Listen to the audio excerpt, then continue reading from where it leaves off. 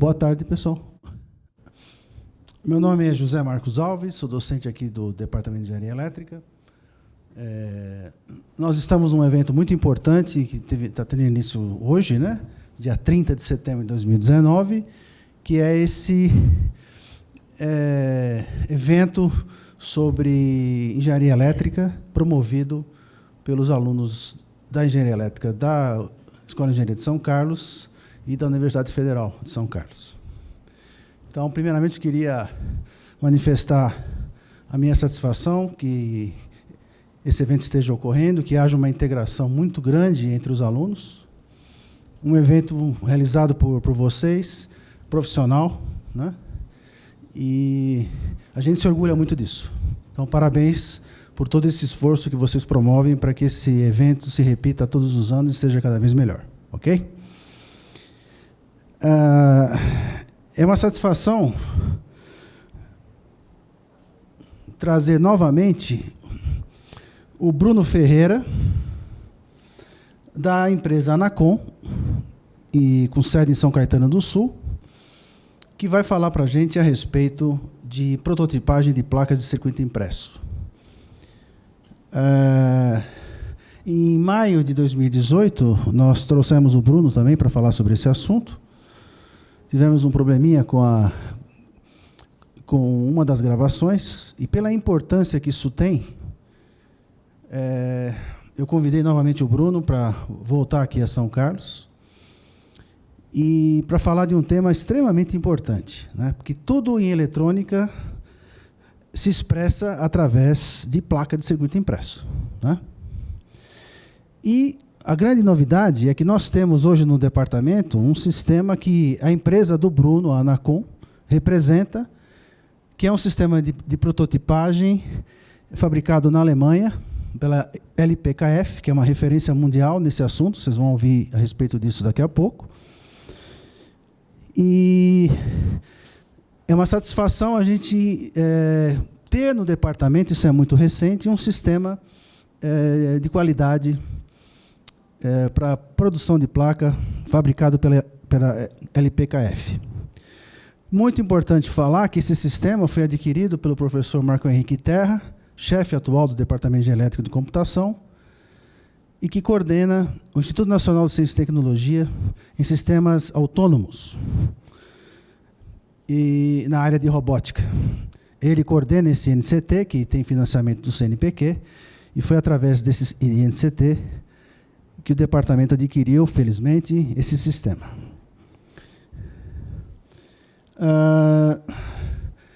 Então, eu quero agradecer aqui ao Departamento de Engenharia Elétrica, que também se envolveu na vinda do Bruno Ferreira. Agradecer a Ciel por ter também se envolvido totalmente com a vinda do Bruno e está financiando, inclusive, a hospedagem dele em São Carlos. E agradecer também o Antônio Carlos Rodrigues Adão Júnior, aqui presente, responsável pela filmagem desse evento, em alta definição. É um serviço sempre de qualidade, porque a ideia é levar este vídeo para sites aqui no departamento, por exemplo, o site do Laboratório Aberto. E a vantagem, a importância de se filmar é que isso fica sempre disponível para quem quiser assistir, para quem não tem uma noção do que é um sistema de prototipagem avançado, etc. Então, é muito importante que isso seja filmado, e nós temos aqui a colaboração do Adão Júnior, do Centro de Tecnologia aqui do campus. Aqui também é para mencionar que a Anacom também nós somos clientes da Anacom em algumas licenças de software, como o PSpice, que é um simulador, e o OrCAD, para a confecção de placa de circuito impresso. Acredito que o Bruno também vai falar um pouco a respeito disso. E também no site da Anacom, né, a gente tem uma série de informações a respeito de sistemas relacionados ao OrCAD, que é o software para edição de placa. Tem muita informação a respeito de aprendizado sobre o uso sobre a edição dessas placas. Enfim, existe toda uma informação, um suporte que a gente pode utilizar. Aqui, para finalizar, uma imagem do sistema que nós compramos, né, o departamento adquiriu, quando ainda estava embalado. Mais recentemente, ele foi instalado ali no prédio de Tijolo à Vista, do departamento. Vocês têm aqui algumas imagens sobre a montagem desse sistema. E, falando aqui em nome do professor Terra, a ideia é que esse sistema seja usado em graduação, intensamente, em pós-graduação, e, eventualmente, né, a critério dele, até para prestação de serviço aí do departamento em clientes interessados em usar essa tecnologia. Então, isso é de alta relevância e fico muito feliz aqui com a presença do Bruno. Obrigado novamente, Bruno, pela presença. Tá? E, felizmente, estamos gravando para que isso possa ser utilizado futuramente. Okay? Perfeito. Muito obrigado, viu? Bom, boa tarde a todos. Obrigado, professor, pela introdução. Também posso dizer que é uma honra e um privilégio de estar podendo vir aqui na USP de São Carlos, estar podendo trazer algum conteúdo, uma informação adicional para a comunidade, para os alunos em geral. Assim como vocês, eu também estive do lado dos alunos, hoje estou do outro lado depois de formado. Então, a apresentação, todo esse conteúdo que eu preparei, eu montei como se eu estivesse no lado de vocês. O que eu gostaria de estar escutando durante a minha formação, o que isso pode esclarecer. Porque, pessoalmente, eu posso dizer que eu aprendi muito sobre fluxos de prototipagem, o que é o desenvolvimento eletrônico, qual é o tipo de aplicação a se fazer de tudo que a gente acaba aprendendo para fazer um projeto de placa, depois que eu saio da faculdade. Então, depois que a gente começa a ver quais são essas preocupações, o que eu devo fazer, o que é usual de ser feito, né? Então, eu espero que contribua de alguma maneira. Quero deixar aberto a perguntas no meio do caminho, porque o assunto é bem extenso, bem denso. Pode ter uma terminologia ou outra que surja alguma dúvida, então eu prefiro que interrompa no meio, lembre da pergunta para fazer, porque se deixa para o final, muitas vezes acaba perdendo um pouco do que foi... que passou na cabeça para conversar, né? Então, iniciando, o tema da palestra é sobre fluxo de prototipagem de circuito impresso, sendo que o objetivo final é a gente ter essa prototipagem, essa placa feita nas nossas mãos, trazer uma concepção que é uma ideia, um projeto para o mundo real. Então, vendo um pouco da nossa agenda, o que eu vou comentar durante a apresentação. Então, o que é a prototipagem de circuito impresso? Qual o propósito disso? Por que a gente faz protótipo? Quais são essas etapas, desde a concepção até realmente trazer isso para o mundo físico? Por onde a gente começa essa prototipagem? Quais são as ferramentas que a gente pode estar utilizando para justamente fazer os projetos e a prototipagem em si das nossas placas? Um pouco sobre simulação, que faz parte dentro desse fluxo aí de desenvolvimento.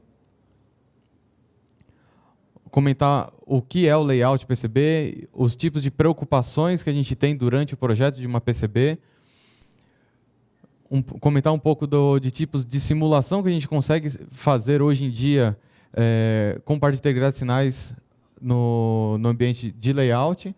E, propriamente dito, entrar no fluxo de prototipagem. Então, através de tudo isso daqui, vocês podem ver que o fluxo de prototipagem, apesar de ser o assunto principal da palestra, ela é o que fecha todo um ciclo de projeto, né? Não apenas ela única, exclusivamente, faz tudo sozinho. Então, a gente tem todo um assunto, uma preocupação que vem antes da gente estar fazendo a prototipagem em si do projeto, para que esse protótipo também seja bem sucedido. E, por final, comentar um pouco aí sobre outras tecnologias que estão envolvidas aí para a parte de desenvolvimento eletrônico, né? Então, o que é a prototipagem em si? A gente pode estar falando de uma prototipagem de software, onde a gente está definindo qual vai ser a cor da interface, tamanho de janela, qual o tipo de fonte, qual o tipo de informação que a gente vai ter dentro desse software, é uma prototipagem de software.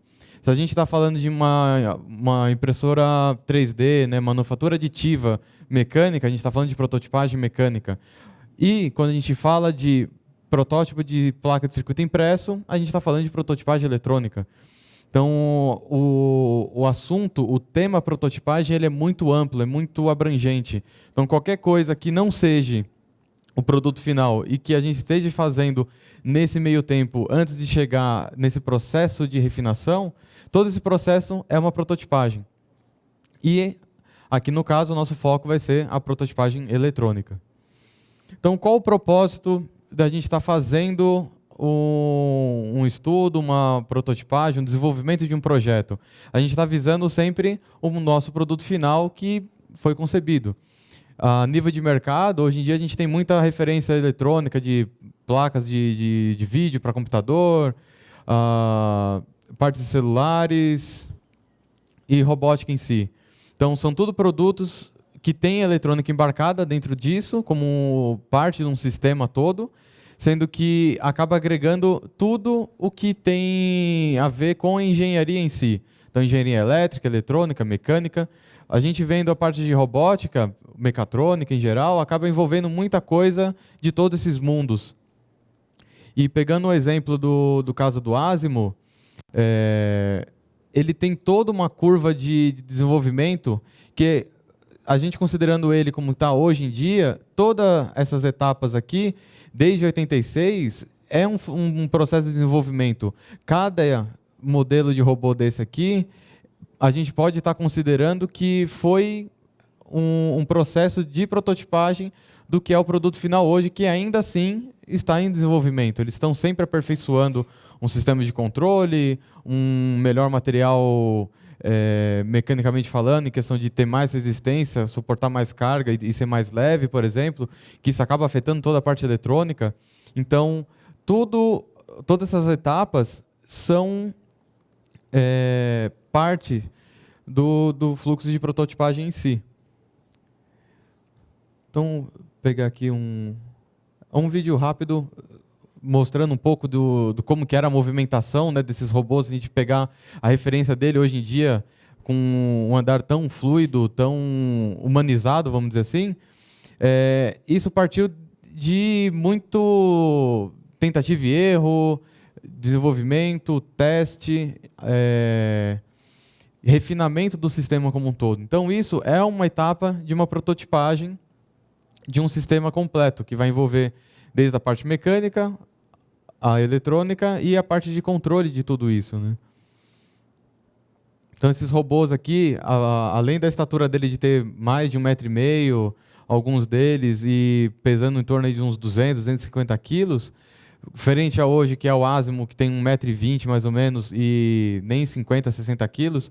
Então, houve um grande avanço em questão do desenvolvimento eletrônico, de estar sendo feito essa prototipagem, essa melhoria de projeto, miniaturizando toda a parte de componentes, tanto eletrônicos quanto mecânicos, para chegar no que é o produto final hoje.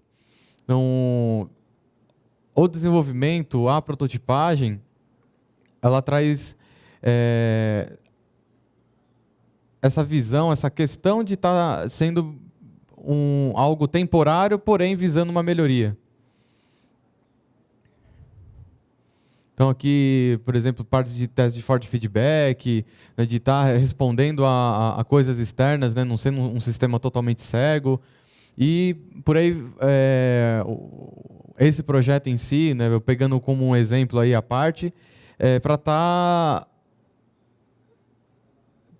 pincelando, né, todas essas áreas para chegar no que é o produto hoje, né?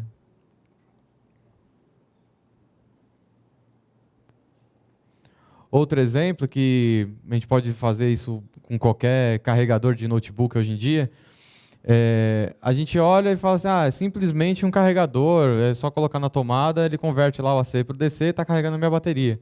Mas quando a gente abre isso, vê a parte interna, coisas que para hoje em dia, para a maioria das pessoas, parece algo simples, na verdade não é tão simples assim. A gente tem muitos elementos ali dentro que, querendo ou não, estão dentro da nossa formação. A gente está fazendo um curso, está aprendendo sobre ponte retificadora, sobre Ripple, refinamento e controle de toda essa potência que a gente está querendo converter. E a gente comparando, por exemplo, a parte de potência, que acaba utilizando componentes maiores, um layout mais intrínseco, e a parte de controle com uma densidade, uma complexidade eletrônica muito maior do que a gente pensa ter dentro de um carregador de notebook, por exemplo. Então, aqui também, trazendo um exemplo pontual, que pode estar próximo, né, a gente, independente de modelo, marca, carregador de notebook, carregador de bateria vai seguir o mesmo princípio. Então, é algo que está no nosso dia a dia e a gente não dá o valor ou o peso que existe para isso. E antes de a gente chegar nesse produto todo complexo, a gente parte do princípio que todo mundo começa estudando. Curva de capacitor, ponte retificadora, análise de Ripple e por aí vai. Então a gente começa pequeno para depois ir evoluindo e chegar no produto final. E a prototipagem entra em todo esse refinamento. Eu posso estar desenvolvendo uma super ponte retificadora que vai melhorar o meu sinal de saída, por exemplo. Então eu estou num processo de prototipagem para melhorar essa ponte, eu preciso desenvolver algum circuito para testar isso. Então eu faço esse projeto para testar algo que eu esteja pesquisando, que eu esteja melhorando isso. E quais são essas etapas de prototipagem? Tudo começa dentro de um esquemático, uma ideia, uma concepção. Eu preciso sistematizar como que todo esse meu circuito vai estar conectado. Então, nesse exemplo aqui, a gente vai ter 2 FPGAs, um processador, vai precisar ter uma memória aqui para armazenamento desses dados e pontos de comunicação e assim por diante. Então, aqui eu tenho uma visão mais macro do meu projeto para eu poder avançar nessas etapas de desenvolvimento de produto, desenvolvimento de protótipo. Então, ali no esquemático, num diagrama de blocos, a gente está começando esse projeto, essa concepção. E, quando a gente fala de prototipagem, não necessariamente é uma prototipagem que a gente manda numa empresa terceirizada ou que eu vou usar um sistema, uma fresadora para fazer essa prototipagem. A protoboard, todo mundo deve ter tido contato, é uma prototipagem. E se a gente tem um bom cuidado e tempo também, né, para isso, para a gente conseguir montar um circuito na protoboard, a gente consegue montar ele decentemente. Porém, na prática, acaba virando esse emaranhado de fios para lá e para cá. Época de prova, fica aquela dor de cabeça de achar aonde que está mau contato, é o componente, é o protoboard, é o fio que está rompido, é o que está com mau contato.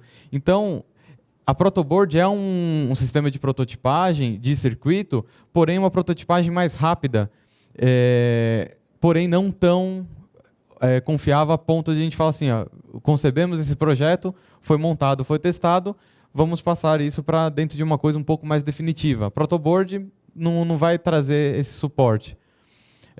Além da protoboard, a gente tem outros métodos de prototipagem. Muitos aqui também, eu acredito que já devam ter mexido com matriz de contatos, para trabalhar com muitos dos componentes que a gente usa na protoboard, porém uma montagem um pouco mais definitiva. Então, onde a gente vai posicionar esses componentes, fazer a solda dele, a gente vai fazer, às vezes, dos fios e das trilhas, muitas vezes com um caminho de estanho, ou os fiozinhos de cobre também soldados nessas matrizes. Então, acaba sendo um nível um pouquinho melhor do que a protoboard. A gente tem uma melhor qualidade na conexão elétrica desses componentes.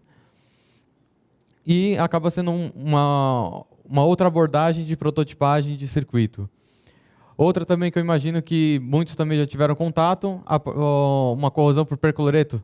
Então, eu faço o desenho do circuito que eu quero, uma caneta de CD, alguma coisa assim, para onde eu não quero que o cobre seja corroído, e faço esse processo químico. Tem-se suas vantagens e desvantagens, porém é também algo um pouquinho melhor do que a gente estivesse comparando com a matriz de contatos, por exemplo. Indo um pouquinho além, a gente tem o famoso ferro de passar roupa para fazer a termotransferência de circuito. Então, a gente já não tem o problema da firmeza na mão de fazer uma trilha, a gente já consegue trazer um layout feito em algum software, exportar esse arquivo, fazer a impressão dele, fazer uma termotransferência, e eu consigo ter um circuito já numa qualidade melhor, num layout mais compacto, eu consigo ter um controle dimensional de trilhas, qual a corrente que vai ter que passar nessas trilhas. Então, eu vou sofisticando o meu nível de prototipagem de acordo com o que eu quero também. A questão de todas essas etapas de prototipagem é uma ser complementar à outra, dependendo do meu propósito. Não tem como a gente descartar a montagem em protoboard, porque a gente não... a gente precisa de um certo dinamismo na hora de montar, a gente precisa testar, tira esse componente, coloca aquele outro, coloca um sinal, algum componente ali no meio. Então a gente consegue ter mais liberdade de montar e desmontar um protoboard do que, por exemplo, um circuito feito em termotransferência ou usinado. E ainda assim, depois de todas essas etapas e construção do meu protótipo, ainda assim surgem todas essas dúvidas. Vai dar certo esse protótipo que eu montei? Fiz o projeto certo? Está dimensionado? Está tudo conectado bem? A solda que foi feita não tem solda fria? O meu microcontrolador, o cristal que eu coloquei ali está funcionando? Não está? Tem como testar antes? Tem, mas depois de soldar, principalmente depois de uma soldagem, de fazer a soldagem de um componente, ele pode ser danificado ou não. Então, existem diversas variáveis aí em questão de vai funcionar ou não, que acabam surgindo, independente do processo de prototipagem que eu acabo fazendo, e de acordo que eu vou evoluindo nesse critério de prototipagem, eu tenho maior confiabilidade. Então, se a gente comparar o da protoboard com o da termotransferência ou feito numa prototipadora, a gente tem um nível diferente de confiabilidade no meu protótipo. Eu sei que o feito na prototipadora vai estar com a geometria correta, de acordo com o projeto que foi feito no meu software, exportei aquilo, então eu tenho uma confiabilidade mecânica de como aquilo lá foi construído. Na protoboard já tem todos aqueles probleminhas de conexão, mau contato, muito uso, então todos aqueles terminais, conexões elétricas acabam tendo uma certa folga. Então, são coisas que fazem parte da prototipagem e podem ajudar ou, muitas vezes, gerar mais dúvidas, né? Um exemplo clássico que todo mundo acaba tendo é de protoboard. Você monta o circuito, faz o projeto, tudo, não, vai estar funcionando legal. Monta, não funciona. Aí você não sabe aonde que está o problema, né? Então, para sanar todas essas dúvidas e conseguir ter uma boa base do que está sendo feito, do projeto que eu estou construindo, a gente tem que começar por algum ponto. E antes de entrar, né, assim como eu apresentei um pouco ali na agenda, a nossa abordagem em questão do que é o fluxo de prototipagem, a gente tem várias preocupações e etapas antes da gente chegar na prototipagem para conseguir ter um projeto bem feito. Então, a gente pode, quando a gente fala de concepção de projetos, a gente vai falar isso a nível de sistema ou de componente. Então, dependendo do tipo de projeto que eu vou fazer, eu posso me preocupar desde o nível de chip, a como eu vou ter esse meu encapsulamento, como esse encapsulamento, que é o meu componente, vai estar conectado dentro da placa, e na placa, o sistema que está embarcado nele. Então, eu tenho todos esses níveis de preocupação e cada profissional acaba estando envolvido numa etapa.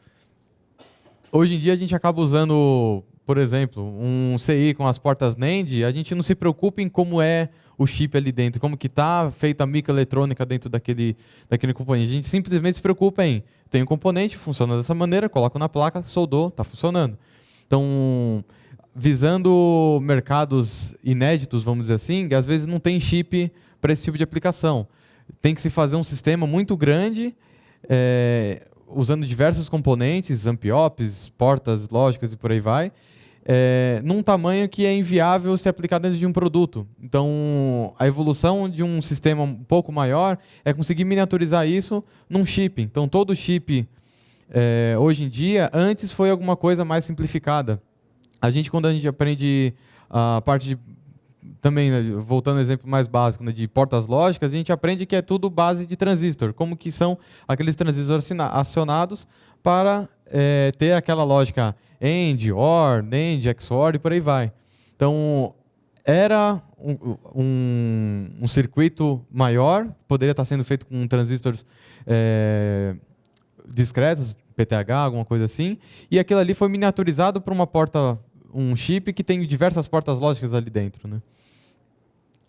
E, então, assim, visando essa questão desde o chip até o sistema, quando a gente pesquisa sobre requerimentos para a parte de desenvolvimento, a gente acaba encontrando esse tipo de abordagem, esse V de desenvolvimento e prototipagem. Então, a gente tem essa primeira descendente desse diagrama, que é justamente o desenvolvimento, onde eu vou definir quais são os requisitos de sistema. Então, aquele rabisco que eu faço na folha, quais são os componentes, quantos sinais de entrada e saída eu vou ter, que tipo de variável que eu vou ler, como que eu vou processar isso. Vai estar tudo relacionado a quais são os requisitos de sistema. Aí eu vou definir quais são os itens que pertencem a esse sistema. Eu vou usar um microprocessador, um microcontrolador, vou usar que tipo de componente? E como esse sistema vai estar montado? Vai ser em cima de uma placa? Vai ser placas modulares? Como que vai estar concebido esse projeto? Então, nessa etapa inicial do desenvolvimento, eu vou definir todos esses parâmetros. E depois eu tenho a parte da prototipagem em si para definir. Legal, definir que a gente vai usar um microcontrolador, mas de qual fabricante, qual tecnologia, qual capacidade de memória que ele vai precisar. Como que eu vou montar isso? Vai ser um componente, se a gente fala de resistor, capacitor, por exemplo, a gente tem os PTHs, que são os componentes que a gente usa, por exemplo, para montar em cima da protoboard. Tem os terminais grandes. Ou a gente vai usar um SMD, que a gente precisa miniaturizar esse meu projeto. Como que eu vou montar? Qual é a configuração desses itens, do sistema, e até o nível do sistema em si que vai estar embarcado nesses componentes, caso tenha algum sistema para ser embarcado. Então, antes de a gente entrar em qualquer coisa de prototipagem, a gente tem que ter uma ideia. Sem um projeto, sem uma ideia, não tem o que prototipar. Então, para isso, nessa etapa de desenvolvimento, quais são as ferramentas que a gente pode estar utilizando? Assim como na prototipagem a gente tem um fluxo lógico de ser seguido, na vertente de desenvolvimento, a gente também tem essas mesmas etapas, mesmas preocupações e questão do que vem antes para dar base para o próximo. Então, dentro de um desenvolvimento eletrônico, em geral, a gente vai partir do esquemático, passar por uma simulação desse esquemático, faz-se o layout, vou definir quantos layers, distâncias de trilhas e tudo mais, vou trabalhar em substrato rígido ou flexível e assim por diante. Posso fazer algumas simulações nessa parte do meu layout, então eu tenho duas vertentes de simulação, uma para um mundo mais idealizado, vamos dizer assim, e outra simulação em cima da parte construtiva do meu projeto, onde eu tenho outros tipos de preocupação, e aí sim entrar no meu protótipo eletrônico, onde eu vou realmente trazer esse meu projeto para o mundo real. Deixa eu...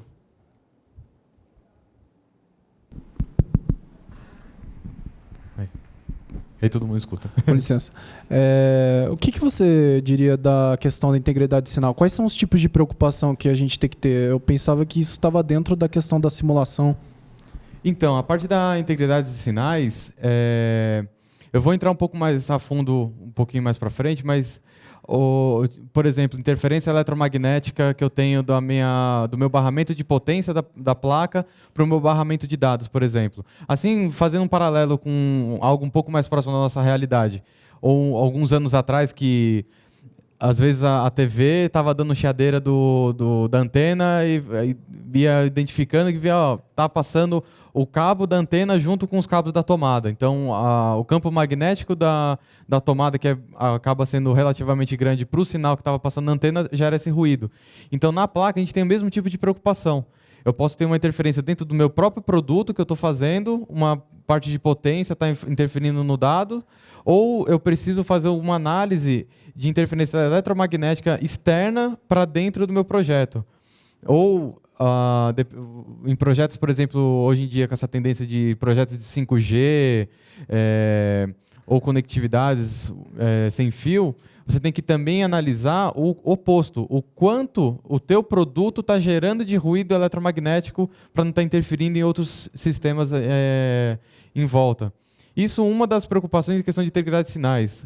Aqui nessa imagem, por exemplo, é de parte de simulação térmica. Então, com isso, eu consigo ver aonde é o meu ponto de aquecimento na placa para eu dimensionar um dissipador, um cooler, alguma coisa assim, que eu só vou conseguir enxergar isso daqui no meu protótipo. E, às vezes, dependendo do perfil da minha placa, sai muito caro fazer o protótipo. Vamos dizer, eu já vi aplicações de placa com 15 FPGAs e 70 layers. Você imagina como que é fazer um produto, chegar nesse produto, testar, colocar na bancada e falar, tem problema, vai ter que fazer de novo. Então, quando a gente fala de projetos muito complexos, a integridade de sinais ajuda muito a melhorar a minha confiabilidade de produto final, ou no caso, pelo menos, do meu protótipo, para depois eu conseguir escalar isso daí para um produto final, né? Bom, então, seguindo, na primeira etapa que a gente vai falar, parte de esquemático. Assim como o professor José Marcos comentou, dentro do que eu trabalho, a gente trabalha muito com a parte do software do ArCAD, LPKF, são exemplos que eu tenho em mãos, materiais que eu vou trazer aqui mais, por exemplo, para vocês. Mas aquela coisa, concepção, fluxo, procedimentos. Se for fazer isso daqui na unha, em questão de vou fazer o esquemático no papel, vou fazer o cálculo da minha simulação, eu vou fazer o layout como se fazia antigamente, há mais de 20 anos atrás, na prancheta em 1:0 com nanquim, era feito na mão, não tinha software para fazer isso. Integridade de sinais, eu vou fazer todo o cálculo eletromagnético, por exemplo, seguindo o exemplo que a gente acabou de dar, fazer na mão e depois fazer o protótipo, é possível. Então, se eu quiser fazer isso aqui tudo na mão, dá para fazer manualmente. O que hoje em dia a gente tem são ferramentas para justamente facilitar e automatizar muito disso. Então, toda a parte pesada de cálculos e como cada elemento vai se comunicar ou interferir um ao outro, hoje em dia a gente tem softwares para ajudar nisso. Então, entrando na parte de esquemático... Bruno, pois não. Uma dúvida. Essas etapas todas, elas ficam centralizadas sempre numa pessoa só ou é uma equipe que é especialista em cada uma dessas etapas? Hein? Isso depende muito de empresa para empresa. Tem empresas que têm, por exemplo, um time de engenharia vamos supor, de 6 pessoas. Eu tenho 3 pessoas para trabalhar só no ambiente de esquemático e simulação, para gerar esse produto, esse projeto, verificar como que estão as características de curva de resposta desses componentes. Eu tenho uma outra pessoa que vai trabalhar só para fazer layout, uma ou mais, porque o trabalho no layout é muito maior do que no esquemático. Então, por isso que tem-se até hoje essa concepção de o fulano de tal é layoutista já há 20 anos, ele ganha super bem, porque existem muitas técnicas de construção de layout que vai muito da experiência do projetista e ele é especializado só nisso. Ou em alguns casos, na verdade, pode ser a mesma pessoa, o mesmo engenheiro que está fazendo todas as etapas. Porém, isso alonga muito o tempo de projeto. Então, depende muito de estratégia para estratégia de empresa ou do tipo de projeto. A gente vem numa estrutura mais enxuta, querendo ou não, todo mundo aqui, se for falar assim, não, vou desenvolver um produto, vai passar na tua mão todas essas etapas. Caso contrário, numa estrutura um pouco mais macro, acaba se dividindo isso para melhorar a especialidade e também reduzir gargalo, reduzir tempo de projeto, porque como o volume de criação de esquemático é mais fácil do que layout, por exemplo, eu posso ter 1, 2 pessoas no esquemático, mais 2, 3 aqui no layout. Então, para conseguir reduzir esse tempo de desenvolvimento, ter esse tipo de divisão. Então, Isso a gente, né, acaba vendo de forma indireta em questão de configurações de licença de software para projeto eletrônico que acaba tendo. Então, tem empresas que às vezes só tem aqui, vamos dizer, aqui no Brasil, só esquemático e layout. A simulação, ele fala assim, o esquemático que eu recebo da matriz, sei lá, na Suécia, ou dos Estados Unidos, ou de algum outro país da Europa, ou até da Ásia, por exemplo, que eles falam assim, eu aqui não preciso me preocupar com simulação, isso já vem pronto de lá. Eu só preciso adaptar alguma coisa em questão de acesso de componente, componente que usa lá fora não é o mesmo que eu acho aqui, ou o encapsulamento muda um pouco. Então, acaba se tendo essa divisão. Quando se compra um sistema de prototipagem, eu estou adiantando umas perguntas à medida que elas aparecem aqui, né?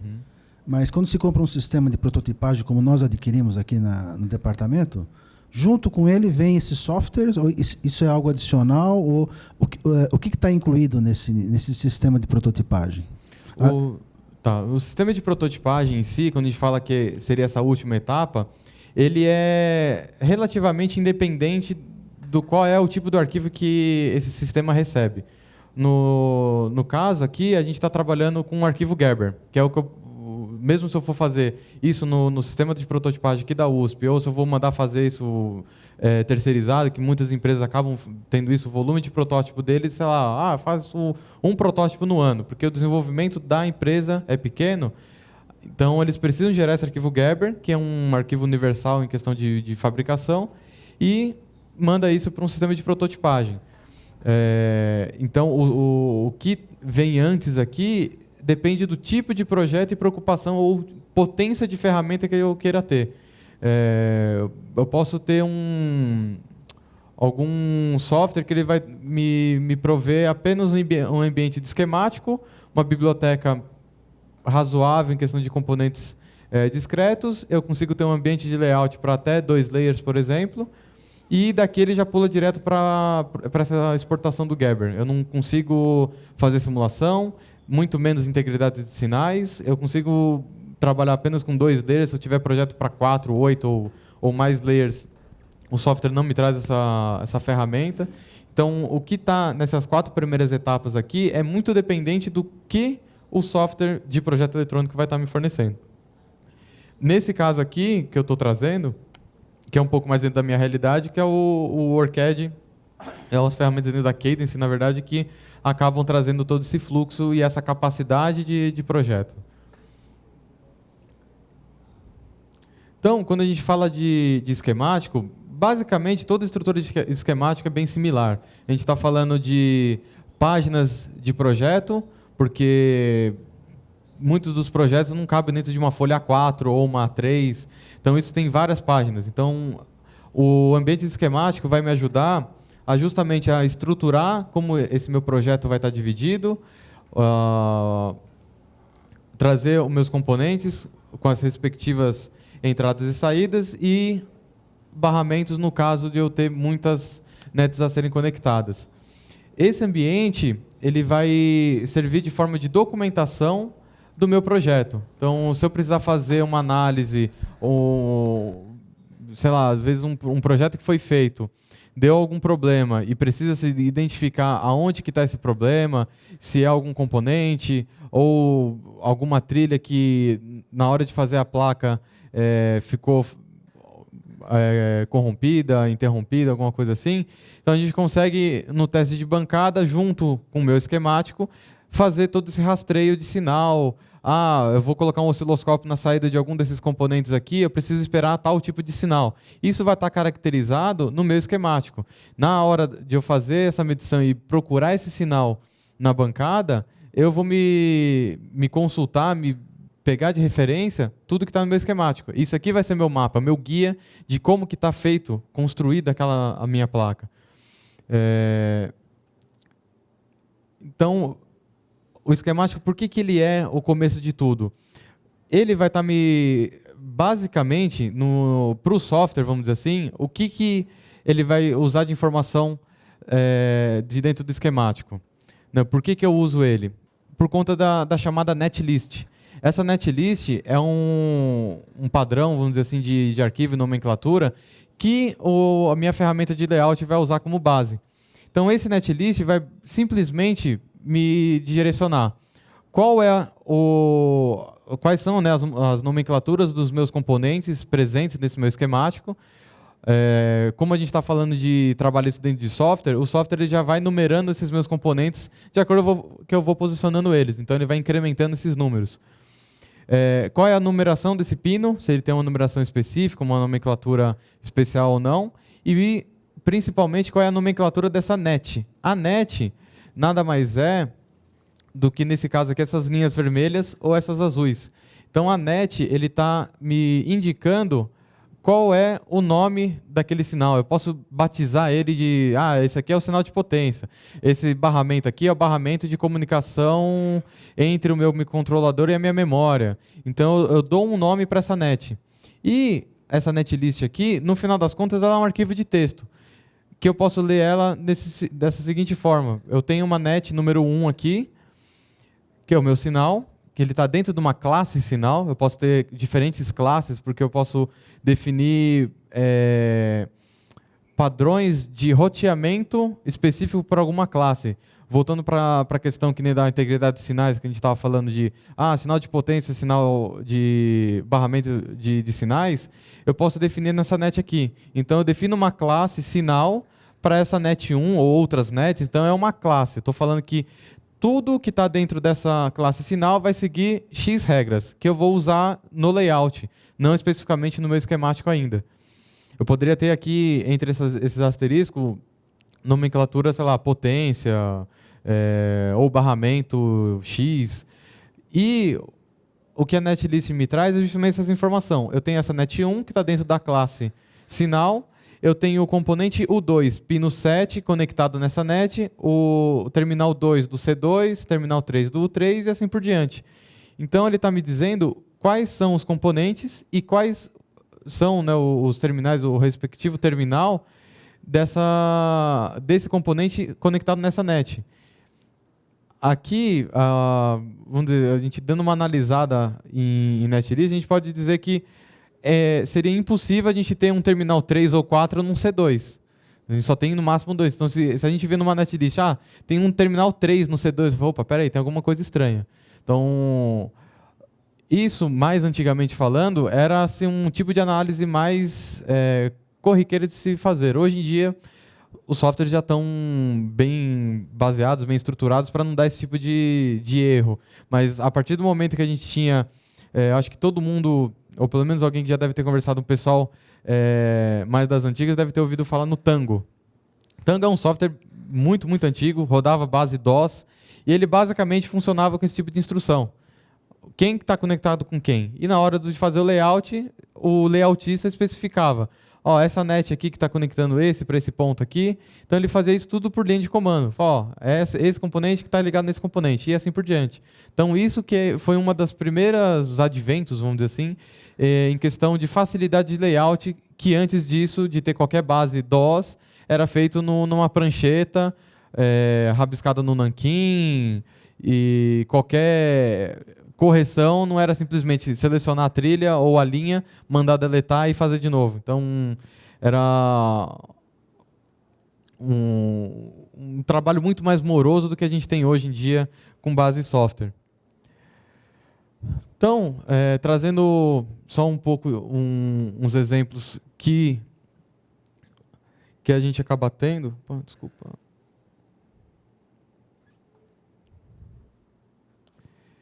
Então, dentro de um software de desenvolvimento, a gente vai ter bibliotecas de dispositivos, possibilidades de barramento, design hierárquico, porque a gente está trabalhando com mais de uma página, lista de materiais, simulações ou co-simulações.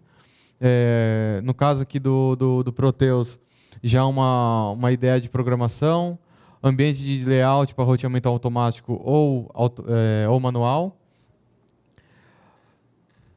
auto-roteamento, visualização 3D de placa. Então, são tudo ferramentas que, hoje em dia, os softwares, em geral, acabam trazendo para a gente trabalhar, facilitando todo o nosso serviço de desenvolvimento. Então, dentro de do meu ambiente de layout, eu preciso ter uma boa informação de como que eu fiz a definição de projeto dentro daquela minha classe de netlist, por exemplo, como que é a característica daquele sinal. Qual é a velocidade, né, o tempo que esse sinal elétrico vai ter que ir de um ponto ao outro. Controle de impedância, que é algo que já vai estar dentro do meu ambiente de layout e não do meu esquemático, porque o meu esquemático é um ambiente ideal, vamos dizer assim, não tem nada próximo do que ele vai ser no real. E preocupações em questão de montagem, de manufaturabilidade desse meu projeto. Se o tipo de componente que eu selecionei eu vou conseguir comprar, se a distância entre cada terminal desse aqui eu consigo fabricar. Então, são tudo preocupações que eu tenho que ter para o meu projeto realmente funcionar depois, para eu conseguir trazer ele para o meu mundo real. Se eu vou conseguir realmente prototipar ele e, consequentemente, virar um produto final. Então, mudanças de características de sinais, simulações. Então, eu tenho toda a parte de simulação de sinal digital, analógico, identificar dissipação de potência em algum componente, que na simulação de um circuito onde vai entrar, por exemplo, para eu definir, esse resistor aqui é para entrar com encapsulamento de meio watt, 1 watt, 2, 5 watts, tudo isso vai depender de quanto de potência aquele resistor vai estar precisando dissipar no meu projeto. Então, tudo isso eu só vou conseguir a partir de fazer um esquemático, fazer uma simulação, entender qual é esse valor. E esse valor extraído do meu projeto vai refletir, consequentemente, na minha construção do meu layout. Voltando naquele V de desenvolvimento, onde eu vou definir qual o tipo de componente que eu vou usar, né? Qual é o tamanho dele, como eu vou montar. No caso do resistor ou até de capacitor, vocês já devem ter visto alguns capacitores montados deitado. Ele não está em pé certinho. Por quê? Dentro do projeto, ele em pé ia, sei lá, ter alguma colisão mecânica. Então, eu precisava deitar ele.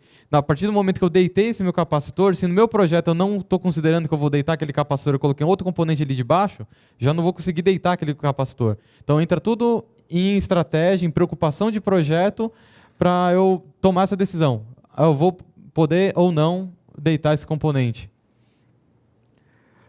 Comentando um pouquinho, hoje em dia, nem o professor José Marcos comentou, existem muitas fontes de consulta, de informação.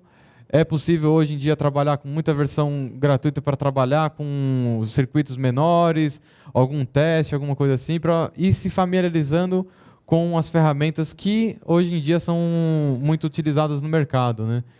E falando um pouco de PSpice, PSpice é uma linguagem hoje em dia muito utilizada para simulação de qualquer tipo de componente, tanto discreto, mas principalmente dos analógicos, né? Então, foi-se e é ainda uma das linguagens mais utilizadas. Existem outros modelamentos, por exemplo, é possível se pegar um MATLAB hoje em dia, fazer um modelamento matemático, uma caracterização elétrica, eletrônica daquele componente e fazer a simulação matemática daquilo. O PSpice nada mais é do que isso, porém já encapsulado, vamos dizer, a ponto de eu simplesmente associar, ou já ter isso associado na minha biblioteca de componentes. Eu não preciso usar o meu tempo para gerar esse modelo, sendo que esse modelo teria que estar caracterizado em cima de algum componente existente para eu poder simplesmente usar ele dentro do meu projeto. Então, assim, hoje em dia já se economiza muito tempo em questão de desenvolvimento de componente, porque eu já tenho isso disponível na minha biblioteca. Até aqui tudo bem? Pois não. Vou passar o microfone para todo mundo escutar a dúvida de vocês.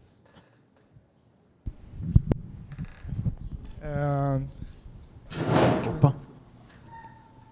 Tipo, eu já tive problema, por exemplo, num projeto que a gente estava fazendo de laboratório, né? Uhum. Que a gente tinha que, o projeto final tinha que montar um frequencímetro, né? E a gente estava tentando fazer um oscilador e a gente estava entre fazer com 555 e com cristal. Uhum. E aí alguns grupos optaram para usar o Proteus, né? E outros o Multisim. Uhum. E aí no final das contas não estava dando certo o que estava no Proteus, não conseguia simular. Aí lá no final do projeto, já quase na data de entregar, já tudo em cima da hora, aí fizeram um balanço final dos grupos e descobrimos que o Proteus não conseguia simular o cristal. Então no Proteus só funcionava com 555. E aí já o Multisim já o cristal já oscilava, né? Uhum. O cristal usado no software do Proteus não oscilava. Às vezes... Então, aí até identificar isso aí... Então, onde fica martelando, às vezes, num ponto que fala assim, vai usar isso, vai usar esse ou aquele componente. Às vezes, por limitação de ferramenta, a gente fica meio sem referência.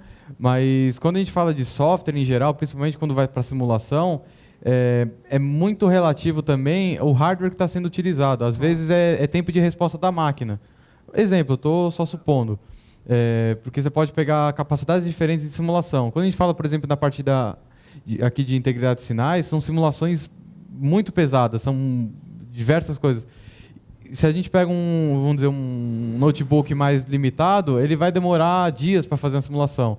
E, profissionalmente falando, se utilizam uns workstations, às vezes até dividem essa simulação para poder chegar no resultado mais fiel possível, né? Mas no dia a dia, assim, chega a ocorrer isso, falar, esse software não está fazendo e vamos testar em outro software. Chega a acontecer isso? Sim, porque acaba tendo assim, tem softwares que são mais voltados para um perfil de projeto do que outros. E, o Proteus, ele acaba tendo uma característica melhor para digitais, por exemplo. Isso que eu ia falar agora também. O OrCAD, que eu trabalho mais, ele atende muito bem a parte digital, mas principalmente analógica. Então, eu consigo ter caracterizações, por exemplo, de trafo. Eu consigo pegar um trafo, definir qual a impedância do primário, do secundário, qual o número de espiras, gerar essa relação de transformação. Eu consigo editar muito mais esses meus parâmetros. Por quê? O OrCAD, ele, vamos dizer assim, foi a mãe que criou a linguagem PSPICE. Então, eles, em questão de robustez e caracterização de componentes, é o que eu tenho de referência como o melhor para se fazer simulação. Né? Tanto de biblioteca já existente, quanto de possibilidade de eu editar essa minha biblioteca. Sim, mais confiável. Eu trago mais confiabilidade no meu projeto. Então, tudo isso, antes de eu fazer meu protótipo, a confiabilidade do meu produto final, muitas das vezes está relacionado ao software que eu estou utilizando. Então, se eu estou usando um software que me traz uma simulação mais próxima do real, eu consigo eliminar muito erro ou problemas, contornar problemas que eu vou ter no meu protótipo e no meu produto final, que eu já consigo ter uma certa previsão de como isso vai se comportar no meu software. Então, isso tanto em simulações no ambiente do esquemático, como também no meu ambiente de layout. Respondido? Beleza. Tinha outra pergunta? Bruno, com licença, agora que você comentou do PSPICE, em questões de tipos de aplicações para diferentes tipos de hardware, qual que seria a vantagem em termos de simulação, tanto analógico quanto digital, do PSPICE para o LTSPICE? Porque o LTSPICE ele é muito mais intuitivo, né? Ele é bem mais user-friendly, ele tem toda a biblioteca em termos... Os componentes já estão prontos e são comandos muito simples, né? Já o PSPICE, como você disse, né, na modelagem que nem o MATLAB, tem uma linguagem de programação por trás. Então, qual que seria a vantagem entre esses dois softwares? Porque eu não consigo identificar qual que seria a vantagem de uma aplicação, de um software para uma aplicação, para uma modelagem, do que o outro que é bem mais simples e faz a mesma coisa. Tá.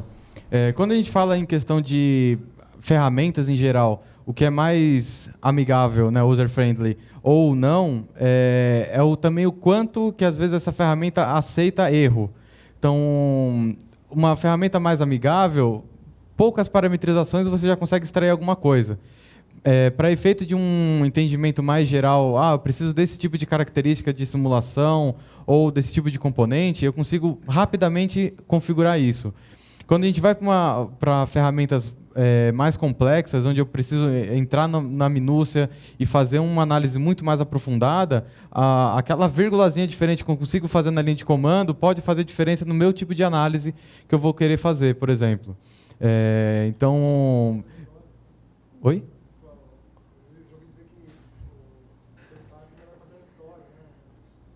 Transitória, análise, base de tempo, base de frequência. Então, assim...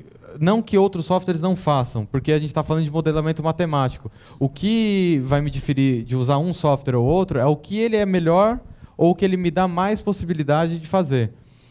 Quando a gente fala de ferramentas que dão muita liberdade ou muito acesso a parâmetro, ele está pressupondo que o usuário sabe o que ele está fazendo. Se às vezes você abre uma configuração de simulação, sei lá, tem 50 parâmetros ali, sendo que um software um pouco mais simples ele vai te dar 10 parâmetros. Os outros 40 ali, isso aqui você não vai ter acesso, você vai poder mexer, sei lá, vamos dizer, dentro de um... Vamos dizer, montando pegando um circuito integrador dentro de uma caixinha. A gente pode falar assim, no software um pouco mais user-friendly, você vai definir apenas o que está externo ali, o RLC para esse circuito. No mais avançado, você vai poder mexer também na característica do transistor, de como ele vai polarizar dentro do amp-op. Então, assim, são níveis diferentes que eu vou ter acesso ou não para isso. E, consequentemente, às vezes exige mais em questão de conhecimento de programação da linguagem em si, da simulação, do que uma coisa um pouco mais intuitiva. Fazendo outro paralelo, é que nem a gente, hoje em dia, tem muito essa tendência de fazer programação de microcontrolador, microprocessador em bloco. Então, eu consigo fazer uma programação em bloco? Consigo. É boa? É boa. Ela vai dar resultado? Vai. Só que se eu precisar otimizar um X% do meu código, eu mandatoriamente vou ter que pegar o meu Hexa e destrinchar ele. Então, o que a gente difere muito mais de ferramentas de entry level, que a gente chama, né, de início de uma concepção de projeto, para uma ferramenta high-end de produto final, vai ser o quanto de controle a gente tem dentro dela. Beleza? Então, agora entrando até um pouco mais a fundo na parte de simulação, então a gente avança aí mais uma etapa dentro do nosso fluxo de prototipagem, ou no caso aqui, de desenvolvimento. Então, a gente tem os modelamentos em cima do Spice, Lisa Model, tem outras linguagens que acabam utilizando, que é essa questão, dá mais ou menos liberdade em parâmetros de simulação. E eu tenho essa caracterização de simulação desde componentes discretos até sistemas, né, System Chip, Package e assim por diante. Então, eu consigo ter um modelamento apenas no meu componente ou até um sistema mais completo e complexo, com mais componentes envolvidos nisso, né? E, para isso, existem simulações que a gente pode fazer. A gente estava comentando de eu ter uma melhor previsibilidade do comportamento desse meu projeto. Eu posso fazer diversas simulações do meu ambiente de esquemático, que seria um ambiente mais ideal. Eu não tenho tantas variáveis da minha construção física interferindo nisso, como o comprimento de trilha, espessura do meu cobre. Isso ainda não entra na minha simulação no ambiente de esquemático. O que muitas vezes entra são a temperatura ambiente daquele componente. Porque como a gente está falando de semicondutor, ele muda a característica de resposta dele de acordo com a temperatura. Se a gente está no zero absoluto, ou se a gente está a 30 graus ou a 60 graus, isso vai mudar. Então, esse tipo de parametrização e variações na simulação é onde eu consigo gerar diversos cenários para eu testar de forma virtual esse meu projeto.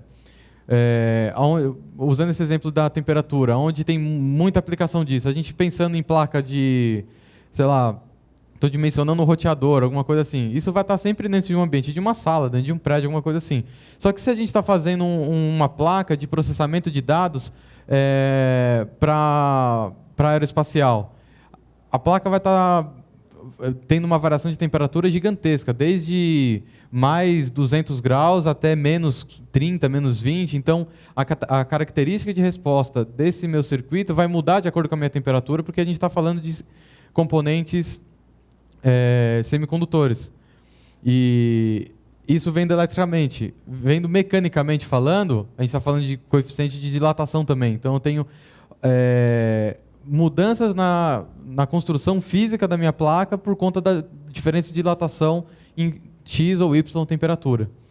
E aqui são alguns exemplos de simulações avançadas que a gente consegue fazer, baseado em cima do PSpice, vendo algumas vertentes de produto, vendo um pouco mais comercialmente o meu produto que eu estou desenvolvendo.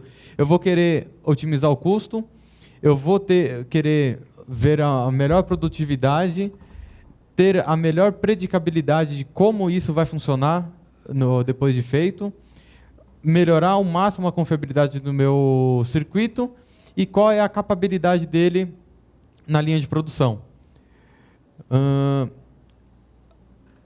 Quando a gente fala em questão de custo, essas análises sensitivas, a gente consegue ver, por exemplo, qual componente é mais sensível para o meu sinal. Ou seja, qual componente que se eu variar ele 1%, ele vai variar quanto o meu sinal de saída. Então, nisso, eu vou... Por que ele está intrínseco na parte de custo?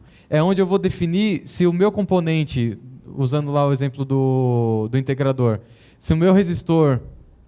Não, o meu RLC em geral, né, do circuito, se eu vou usar componentes de 10% de tolerância ou de 2 ou 1% de tolerância. Então eu consigo otimizar o custo porque o componente de uma tolerância muito estreita ele é muito mais caro do que um resistor, por exemplo, de 10% de tolerância. Então eu consigo otimizar o custo do meu projeto escolhendo a dedo qual componente eu preciso ter uma maior não a maior tolerância, não, uma tolerância mais estreita para que ele não distorça o meu sinal. E eu posso abrir mão de todos os outros componentes e ter uma tolerância mais ampla, então eles são mais baratos. Então eu invisto num componente mais caro onde ele precisa realmente ser mais caro. Quando a gente fala de otimização, na parte de produtividade, eu ganho produtividade em questão de adaptação de projeto. Eu tenho um circuito integrador que está funcionando para um X sinal. Eu vou adaptar aquele mesmo circuito para uma outra configuração, um outro range, um outro offset. E ao invés de eu ter que fazer todo esse cálculo tudo de novo, eu tenho uma forma dentro do software de simplesmente setar. A curva de saída era essa, agora vai ter que ser essa. E ele faz o cálculo do RLC do meu circuito para aquele sinal estar saindo daquela maneira.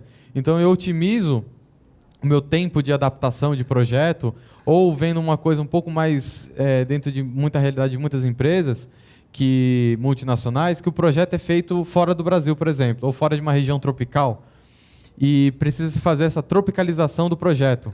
O componente ele se comportava de uma maneira diferente numa região fria, vamos dizer, é um projeto russo. Então lá eles têm que prever essa diferença de temperatura. Ele vai estar rodando onde? Vai numa área mais quente ou mais fria do país. Quando vem aqui para o Brasil, por exemplo, é sempre um clima quente. Então precisa se fazer alguma adaptação. Nessa adaptação, eu preciso fazer alguma parametrização desse meu circuito. Então eu tenho qual é o meu sinal de referência de saída desse projeto. Eu simplesmente pego isso, pego minha topologia do esquemático e simplesmente digo, os componentes que a gente usa aqui no Brasil são esses daqui. O sinal de saída é esse, me simula aí como que vai ter que ser a parametrização para eu manter a mesma característica de processamento de sinal, por exemplo. Quando a gente vai para paramétrica, essa aqui seria uma simulação mais simples, mas ela tem um efeito bem prático e a gente, com qualquer ferramenta, a gente consegue forçar esse tipo de simulação. De novo, a gente pegando o exemplo de um circuito integrador. Eu pego o meu resistor lá, eu setei ele para 120 ohms e eu faço a simulação. Eu vejo qual é o sinal que deu. Eu quero ver qual é o comportamento daquele mesmo circuito, só que eu variando essa resistência de 120 para 130 ohms. E para 150, e 200, e 300, como que vai estar essa característica? Então a paramétrica, eu consigo gerar esses degraus de simulação. Eu pego um valor de um componente e eu mando fazer, vai variar de 100 até 500 com degraus de 50. E eu consigo gerar todo o gráfico de todas essas curvas, para justamente eu ter e eu visualizar qual vai ser a característica, a resposta desse circuito. Por exemplo, se a gente pega um circuito passa alta, então a gente vai mexendo na parametrização dele, chega no momento em que ele começa realmente a deixar passar apenas frequências altas. Em outra faixa ele não vai deixar. Então, nessa paramétrica eu consigo achar qual é esse limiar, aonde ele começa a deixar passar, é onde ele não deixa. Então, eu consigo fazer isso de forma um pouco mais braçal, faço do circuito, mando simular, salvo aquele gráfico. Volto, mando simular de novo com outro valor e eu vou salvando esses gráficos tudo separado. Na paramétrica eu consigo ter todas as curvas no mesmo gráfico, então fica mais visual.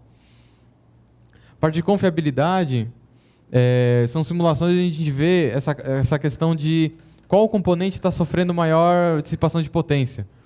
Então, eu consigo melhorar a confiabilidade do meu projeto a partir do momento que eu defino, esse componente aqui ele vai precisar de um triac, alguma coisa assim, precisa de um dissipador, porque ele está sofrendo muita dissipação de potência. Então, eu consigo melhorar a confiabilidade desse meu projeto, dimensionando melhor qual é esse componente que está sob estresse. E, por último, simulação Monte Carlo, eu pego, por exemplo, o ganho de um amplificador que eu estou desenvolvendo e eu quero que esse ganho seja entre tantos e tanto dB. E eu mando fazer uma simulação de todo o meu projeto, 1000 vezes variando a tolerância de todos os componentes para mais e para menos dentro daquela tolerância que eu tinha definido antes, aqui na parte da sensitiva, por exemplo. Então ele vai variar muitos dos componentes para mais 10% e menos 10%, ou mais 1% e menos 1%, e eu vejo, dentro de todas essas simulações que eu fiz, quantas delas caiu fora do meu range especificado. E eu sei que dentro de 1000 produtos que eu vou fazer, 2 vão cair fora dessa faixa, por exemplo. Então, eu consigo ter uma noção de capabilidade de quantos projetos e simulações vão estar dentro do meu especificado. 15, tá ok. Obrigado. Então, avançando mais um pouco, eu comentei um pouco sobre simulação MATLAB. Hoje em dia é possível ter uma simulação bidirecional, uma comunicação bidirecional entre o ambiente PSPICE, que seria uma simulação puramente eletrônica, com o MATLAB, que ele dá uma liberdade enorme em questão de simulação. Exemplo, eu estou dimensionando, fazendo um projeto de um carro elétrico. Vocês concordam comigo que a mecânica e a eletrônica do carro elétrico para andar no plano é a mesma que ele vai estar num aclive ou num declive. Só que eletronicamente ele vai funcionar diferente. Eu no declive eu posso aproveitar a questão de force feedback para recarregar a bateria. Enquanto ele no plano e num aclive, numa subida, ele vai exigir mais da potência do meu circuito. Então eu consigo fazer a simulação característica mecânica de exigência de carga, por exemplo, no eixo de um motor, de um servomotor, um motor de passo, afetar a minha eletrônica e vice-versa. Então, com esse tipo de comunicação bidirecional entre ambientes de simulação, eu consigo aliar tanto a minha simulação de carga mecânica, esforços mecânicos, junto com a minha eletrônica. Então, eu consigo fechar melhor esse meu sistema e não identificar isso apenas depois do meu protótipo. Sem isso daqui, por exemplo, eu faço todo o meu projeto eletrônico, faço esquemático, simulação, legal, fiz o layout, fiz o protótipo. Vou colocar no meu carro elétrico. Ele está andando no plano, nossa, legal, funcionando bonitinho. Aí ele vai pegar uma subida, queima a placa. Putz, deu problema. Por quê? Deu a exigência a mais de corrente e não estava previsto na minha simulação que ia ter esse pico, vamos dizer. Então, eu tendo como fazer simulações em cenários que eu possa prever, eu melhoro a confiabilidade e o meu sistema como um todo em cima disso. Claro, talvez a gente não consiga pensar em 100% de todas as possibilidades que um sistema possa estar sofrendo. Por isso que, mesmo a gente falando de indústria automotiva, tem piloto de teste, tem pista de teste, que eles pegam o carro, todo o sistema eletrônico sendo monitorado, coloca na pista de teste e faz o carro andar, para ver se acontece algum evento que não estava previsto no projeto inicialmente, quando foi concebido, para pegar aquele erro e tratar aquele erro. Às vezes, o carro numa pista de teste vai gerar, sei lá, ou algum ruído por conta da vibração que o carro possa ter, uma variação de temperatura, porque o motor está aquecendo, então ele vai afetar a eletrônica que está ali debaixo do capô, e no projeto inicialmente foi considerado, vai funcionar sempre a 30 graus de temperatura esse projeto, mas na real, depois no projeto, dentro do carro, ele vai estar submetido, sei lá, a 60 graus. Então, a característica do projeto vai ser diferente. E muito dessa questão de simulação mecânica, do sistema como um todo, né, de cargas mecânicas afetando a minha eletrônica. Até aqui, ok? Alguma dúvida? Então, entrando um pouco mais na parte do layout, PCB, a gente tem mais uns 10 minutinhos no intervalo. O que acontece?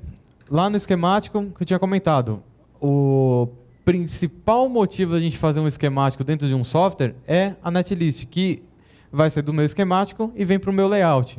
Enquanto eu estou fazendo a simulação, dentro do meu esquemático, eu posso definir, eu não vou usar mais esse componente, eu vou usar um outro. Ele não tem só 3 terminais, ele vai ter um 4º terminal. Então, isso vai afetar meu esquemático. Então, enquanto eu estou ajustando minha simulação, característica do meu circuito e como ele está sendo construído, eu vou estar trabalhando nessa vertente aqui. Então, vou no esquemático, altero o componente, faço a simulação e assim por diante.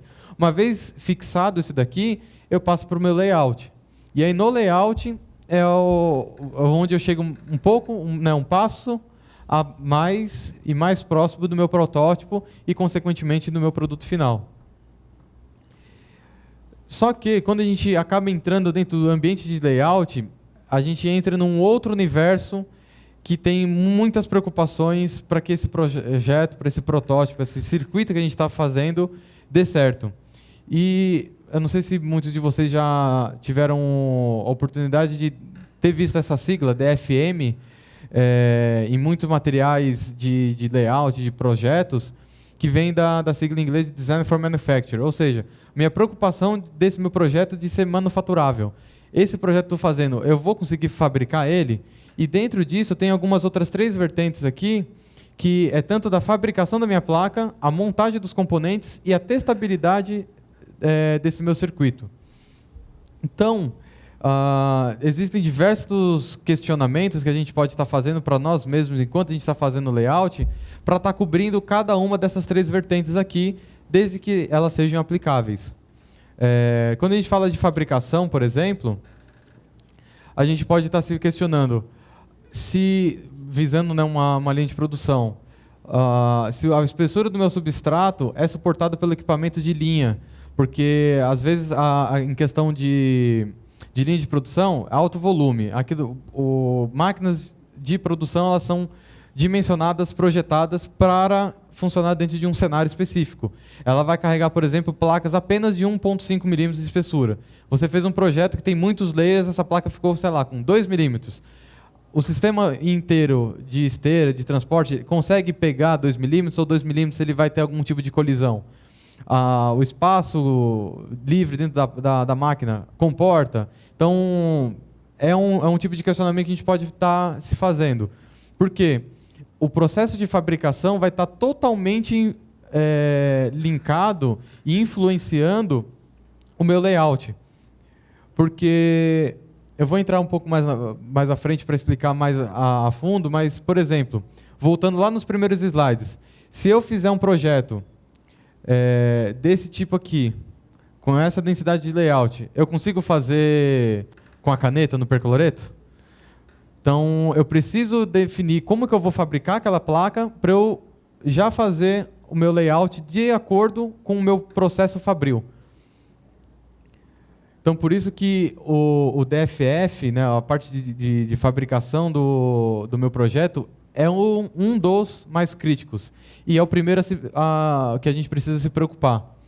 Então, o tipo do material que eu vou utilizar, eu tenho acesso? Às vezes eu vou fazer um projeto de RF, eu vou falar assim, nossa, eu vou usar esse material aqui que foi lançado pela NASA na semana passada. Tem acesso? Não. Eu vou conseguir fazer? Não. Então, para que eu vou usar? Então, eu já tenho que fazer o projeto visando aquele tipo de material. Estou fazendo EFR4, fenolite. Legal, então eu tenho acesso. Beleza, então a gente já consegue eliminar um deles. Eu vou fazer um circuito flexível, rígido ou misto. Eu tenho acesso a isso? Eu consigo fabricar isso? Às vezes eu tenho equipamento que ele vai trabalhar só com rígido, muitas das vezes, que é o mais simples. A gente está colocando uma placa que tem um suporte próprio. A partir do momento que eu vou trabalhar com poliamida ou FR4 de menor espessura, eu, vendo já etapas de prototipagem, no caso de uma prototipadora, eu preciso ter, por exemplo, uma mesa a vácuo. Porque se eu estou colocando um material flexível, imagina uma folha sulfite, e eu vou começar a usinar alguma coisa em cima dela, se eu pego uma quina é que eu não tenho papel aqui, mas se eu pego a quina do papel e empurro, ele vai dobrar. Então, a minha máquina, o meu processo fabril, tem que suportar trabalhar com um flexível, porque a partir do momento que eu começo a usinar ele, se ele é flexível, eu começo a empurrar, ele vai levantar. Levantou, enroscou, dá problema. Ou seja, não vai conseguir fabricar. Então, eu preciso definir, o projeto que eu estou fazendo é flexível? o equipamento que eu tenho acesso ou aonde eu vou mandar fabricar tem como fazer flexível? Furos e vias da minha placa, vai ser metalizado ou não? Backdrilling, isso daqui ele entra um pouco mais na análise de parte de impedância e ruído de sinal nas vias. O que é o backdrilling, para depois a gente voltar a partir daquele ponto da listagem? Eu tenho essa via, que ela vai do layer superior para o inferior, eu tenho 2 internos. Só que dependendo do tipo de fabricação que eu tenho da minha via, ela sempre vai ser metalizada de fora a fora, mas o meu sinal que eu quero, ele está passando do layer superior para esse daqui. Só que eu não tenho como, nesse caso aqui, vamos dizer, desse layer superior para cá. Só que, por exemplo, essa minha via ela não teria conexão nenhuma aqui embaixo. Eletricamente falando, a corrente ela vai entrar nessa via, ela vai descer até o final da via, e depois vai subir e entrar no layer que eu realmente quero. Ou seja, ela está dando uma volta aqui no cobre além do que eu preciso. Isso pode dar algum ruído ou algum atraso no meu sinal. O backdrilling, como o próprio nome sugere, é uma furação ao contrário. Eu pego essa placa e eu faço um furo maior do que a via e eu como esse material aqui. Eu retiro esse cobre para eu ter uma via exatamente do tamanho que eu preciso. Então, assim, são casos muito específicos que usam esse tipo de backdrilling. A gente está falando de placas de processamento de sinal, velocidade elétrica do sinal na casa de nanosegundo para menos, né? Que vai ter algum tipo de efeito, essa é a questão do backdrilling. É só para ilustrar um pouco. Então, assim, eu preciso ver, o meu projeto, eu vou precisar desse tipo de processo fabril? Eu tenho como fazer esse backdrilling ou não? Então, são preocupações que a gente acaba tendo na etapa de projeto, que vai estar relacionada com como eu vou fabricar isso, né? Então, depois para a gente seguir naquela listagem de questões, na parte de layout, a gente faz um intervalozinho de uns 15, 30 minutos, aí depois a gente retorna. Ok?